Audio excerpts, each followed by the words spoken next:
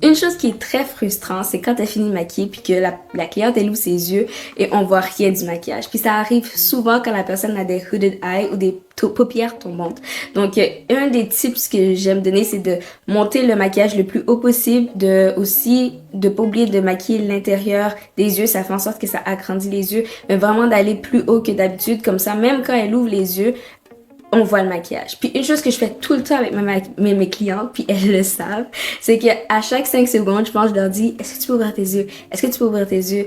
Tu peux fermer tes yeux, ouvre tes yeux, ferme tes yeux. Comme ça, pendant que je suis en train de faire le maquillage, j'ai un semblant du résultat final, comment ça va avoir l'air. Fait que ça fait en sorte que je sais où je vais pendant que je suis en train de faire le maquillage, au lieu que je fais le maquillage au complet, puis que là, finalement, elle ouvre ses yeux et que tout le beau travail que j'ai fait, on voit rien. Voilà un petit conseil pour les maquilleuses qui ont jamais fait de maquillage pour paupières tombantes ou qui en ont fait puis qu'elles se rendent compte que ça marche juste pas. Puis chaque fois qu'elles voient des paupières tombantes là, elles ont de l'anxiété. Je te comprends. J'étais vraiment dans le même état d'esprit, mais vraiment monte jusqu'en haut, fais du maquillage vraiment autour puis focus vraiment sur le teint pour que ça ressort vraiment beaucoup. Et finalement, choisis les bons fossiles. Ça c'est vraiment important. Demande à ta cliente de toujours ouvrir les yeux pour voir le résultat avant la fin du maquillage.